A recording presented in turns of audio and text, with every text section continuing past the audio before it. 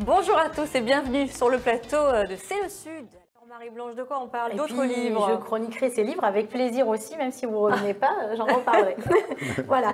Alors, on est en plein dans le thème, hein, parce qu'aujourd'hui, je présente des polars. Ah ben voilà. Voilà, et 3 auteurs donc, de la région qui sont en auto-édition. D'accord. C'est important de le préciser, parce que les libraires, des fois, sont un peu réfractaires. Ouais. Donc, moi, je fais le tri, et je peux dire que ce sont des livres de qualité et des auteurs très prometteurs. Donc, voilà. Hein. Alors, on commence par Anthony Lamacchia, qui est un jeune auteur qui est à Toulon et qui est diplômé en master de recherche de littérature. Ouais. Il a une 30aine d'années, c'est son premier livre et ça s'appelle « L'inspiration des best-sellers ». Alors, on commence par découvrir un couple, Fabien et son épouse, qui s'installent dans un appartement. Et puis, aussitôt installée, la femme de Fabien est assassinée. Aïe. Alors, cet homme se retrouve dans son deuil. Boniface, si vous écoutez avec attention, elle est déjà en train de mener l'enquête. Voilà. Attention, hein. Il va découvrir aucun témoin, la fin du livre. Aucune preuve. Il se retrouve tout seul dans son deuil. Comme ça, qu'est-ce qu'il fait? Il reprend la plume. Voilà, il écrivait avant, il avait arrêté, il reprend la plume et il recommence à écrire. Et plus il écrit, plus il est inspiré dans cette mélancolie, dans ce deuil. Il trouve son inspiration. Il commence à écrire un manuscrit et au fur et à mesure qu'il écrit, il a des visions. Ces visions vont un peu le perturber, il va perdre le sens du réel, il va y avoir des apparitions et c'est là qu'on se demande est-ce que ces apparitions vont l'aider à reconstituer le puzzle de l'assassinat de sa femme, donc à découvrir. C'est un polar fantastique. Bon, vous aimez bien, vous, lire aussi ce genre de livre, Boniface? Oui. Très belle écriture. Vous trouvez la fin à la première page ou... Oui, je pense. Ça dépend. C'est vrai que ça, c'est... Avec l'intuition, sans doute. Oui, mais c'est vrai, je ne sais pas, ça doit être l'enquête qui doit faire ça, qui fait que je dis, ouais, j'ai compris. Quoi. Et oui, c'est sûr. Voilà. Alors, l'inspiration des best-sellers d'Anthony Lamacchia, donc, à découvrir. Ça a l'air pas mal, ça a l'air palpitant, en tout cas, comme histoire. Très palpitant, très belle écriture. On continue avec un autre auteur, Frédéric Roquia. Donc, qui lui est marseillais. Il est né à Marseille, il a la 40aine d'années, maintenant il habite à Sifour. Ouais. Alors, c'est son 3e roman. Lui, il écrit aussi des polars avec des intrigues et des dénouements multiples. C'est très, on est à chaque fois scotché par ces dénouements. Alors, l'histoire, elle tourne autour de 3 personnages. 3 personnages qui vont avoir une destinée particulière et qui vont découvrir des secrets de famille qui vont venir bouleverser leurs habitudes.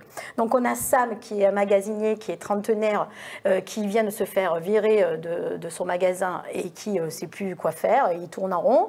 Ensuite, on a Carole, qui est une infirmière qui, elle, n'en peut plus, elle est blasée par son métier et elle a envie de changer, elle a la 50aine.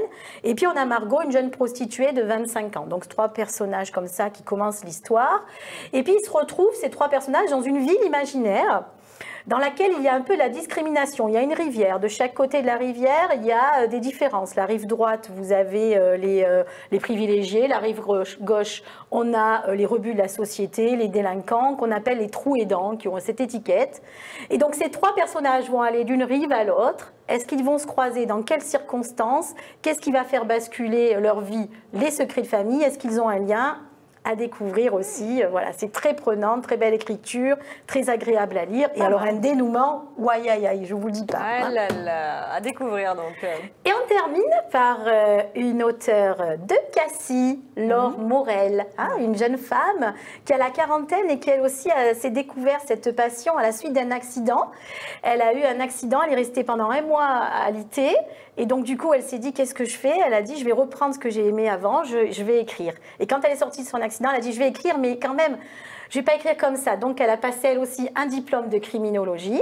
Et depuis, elle a écrit son premier polar qui s'appelle Intersection. Voilà. Donc, la couverture est magnifique. La couverture est magnifique. On voit une jeune femme un peu perdue là dans le oui, c'est super. Cette photo est super. Elle est seule au milieu de elle est bien seule. Ouais. Ça parle de quoi du coup? Alors du coup, on parle d'une jeune femme, Carla Dufour. Alors moi j'en profite parce que mon nom de jeune fille c'est Dufour. Ah oui. Et donc j'ai lu tout le long Monsieur Dufour, ça me fait penser à mon père qui était un policier à la retraite. Voilà donc et du coup j'étais dedans. Voilà un petit bisou à mon papa en passant. Voilà. Donc Carla Dufour est une bourgeoise, elle a une vie merveilleuse, elle a 37 ans, elle paraît vraiment heureuse, tout va bien, elle amène ses filles à l'école un matin, et puis plus de nouvelles. on découvre sa voiture sur un parking dans une station-service à Aix-en-Provence, avec la portière ouverte, le sac à main complet, il manque juste le portable et des taches de sang sur le côté passager. Oh là là, Boniface, c'est pour vous cette affaire-là encore. Voilà. Et donc la police va... Alors, donc c'est vraiment le polar, j'ai l'impression vraiment d'être dans un feuilleton américain. Donc on a 2 policiers qui sont super attachants. On a donc Stark, qui est un policier marseillais, et une jeune femme, Audrey Lambert, qui elle est mutée, elle vient de Paris, et elle est mutée sur cette affaire. Alors pourquoi est-elle mutée sur cette affaire? Elle semble vraiment particulièrement émue à chaque fois qu'on parle de cette disparition. Elle semble impliquée. Donc ces 2 personnages vont apprendre à se découvrir et en même temps, ces 2 personnages sont mystérieux l'un pour l'autre. Je parle des 2 policiers, des 2 enquêteurs.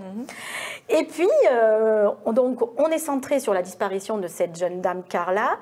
Pourquoi elle a disparu? On commence une enquête et dès le début du roman, on se rend compte qu'en fait, elle n'était pas si heureuse que ça.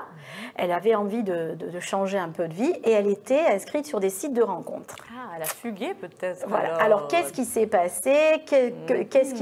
Moi j'adore Boniface parce qu'il vous écoute avec Claire, mais si vous voyez, écoutez Marie-Blanche raconter les histoires, il est déjà dans sa recherche. Les sites de rencontres, ça c'est nouveau aussi et c'est un moyen de faire des enquêtes et de découvrir par les adresses IP des ordinateurs. Mal, justement, on découvre comment ils retrouvent les traces. Attendez, j'ai pas tout compris. Les enfants sont à l'école, il n'y a pas de problème avec eux. Non. Les filles sont à l'école. Elles sont à l'école. Voilà. Ça va. Rassurez-moi.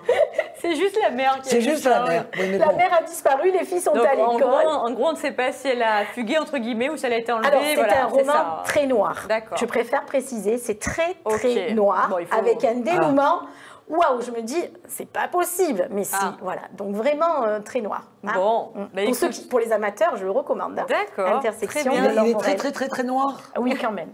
La fin, elle est vraiment comme déroutante. La quoi. La fin est déroutante, vraiment. 3 auteurs de la région, donc merci beaucoup Marie pour cette je vous en prie, à découvrir. À découvrir, absolument. Et avec plaisir. Mais vous faites toujours des choix très agréables en plus. Oh merci, c'est gentil. Non mais c'est vrai. Je ne présente que les livres que j'aime, autant vous le dire. Voilà. Il vaut mieux pour en parler, c'est plus mieux. facile. C'est mieux.